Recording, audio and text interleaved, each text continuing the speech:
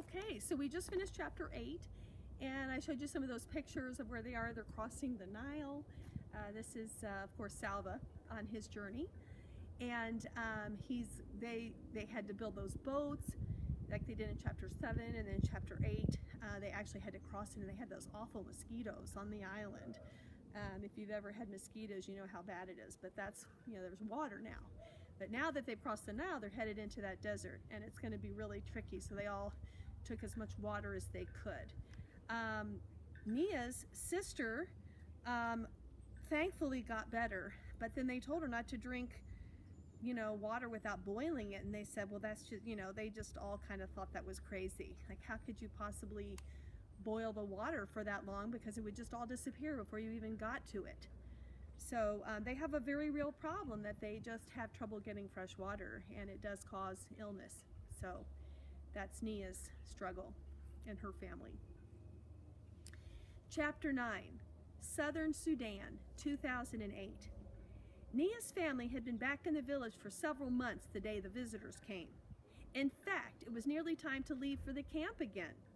As the Jeep drove up, most of the children ran to meet it. Shy about meeting strangers, Nia hung back. Two men emerged from the Jeep. Sorry. They spoke to the biggest boys, including Nia's brother Depp, who led them to the home of the village's chief, his and Nia's uncle. The chief came out of his house to greet the visitors. They sat in the shade of the house with some of the other village men and drank tea together and talked for a while. What are they talking about? Nia asked Depp. Something about water, Depp replied. Water? The nearest water was the pond, of course, half a morning's walk away.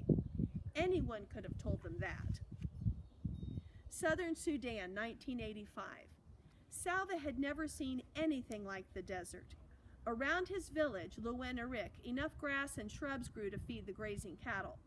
There were even trees. But here in the desert, nothing green could survive except tiny evergreen acacia bushes, which somehow endured the long winter months with almost no water. Uncle said it would take 3 days to cross the Akobo. Salva's shoes stood no chance against the hot, stony desert ground. The soles, made from rubber tire treads, had already been reduced to shreds held together with a little leather and a great deal of hope. After only a few minutes, Salva had to kick off the flapping shreds and continue barefoot. That first day in the desert felt like the longest day Salva had ever lived through. The sun was relentless and eternal. There was neither wisp of cloud nor whiff of breeze for relief. Each minute of walking in that arid heat felt like an hour. Even breathing became an effort.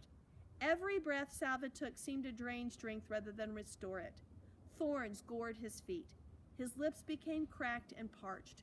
Uncle cautioned him to make the water in his gourd last as long as possible.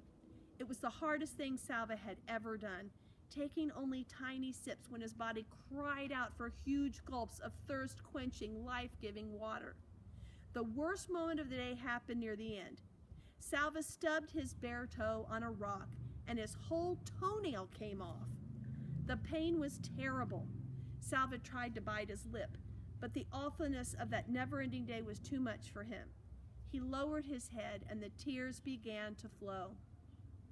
Soon he was crying so hard that he could hardly get his breath. He could not think. He could barely see.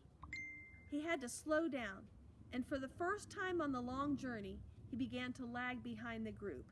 Stumbling about blindly, he did not notice the group drawing farther and farther ahead of him. As if by magic, Uncle was suddenly at his side. "Salva Meween Doot Erik," he said, using Salva's full name loud and clear. Salva lifted his head, and sobs interrupted by his surprise. "Do you see that group of bushes?" Uncle said, pointing. "You need only to walk as far as those bushes. Can you do that, Salva Meween Doot Erik?" Salva wiped his eyes with the back of his hand. He could see the bushes. They did not look too far away. Uncle reached into his bag. He took out a tamarind and handed it to Salva. Chewing on the sour, juicy fruit made Salva feel a little better. When they reached the bushes, Uncle pointed out a clump of rocks up ahead and told Salva to walk as far as the rocks. After that, a lone acacia, another clump of rocks. a spot bare of everything except sand. Uncle continued in this way for the rest of the walk. Each time, he spoke to Salva using his full name. Each time, Salva would think of his family and his village, and he was somehow able to keep his wounded feet moving forward, one painful step at a time. At last, the sun was reluctantly forced from the sky. A blessing of darkness fell across the desert, and it was time to rest. The next day was a precise copy of the one before, the sun and the heat, and worst of all to Salva's mind, a landscape that was utterly unchanged. The same rocks, the same acacias, the same dust. There was not a thing to indicate that the group was making any progress at all across the desert. Salva felt as if he had walked for hours while staying in exactly the same place. The fierce heat sent up shimmering waves that made everything look wobbly. Or was he the one who was wobbling? That large clump of rocks up ahead, it almost seemed to be moving. It was moving.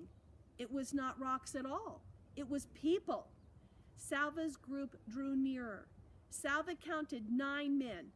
All of them collapsed on the sand. One made a small, desperate motion with his hand.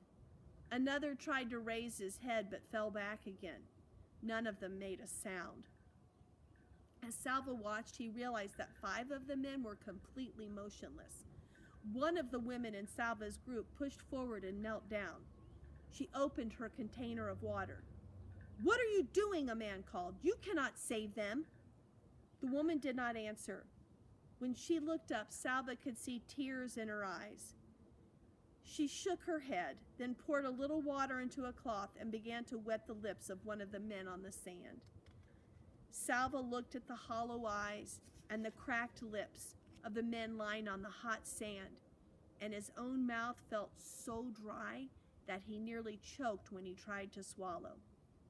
"If you give them your water, you will not have enough for yourself," the same voice shouted. "It is useless. They will die, and you will die with them." End of chapter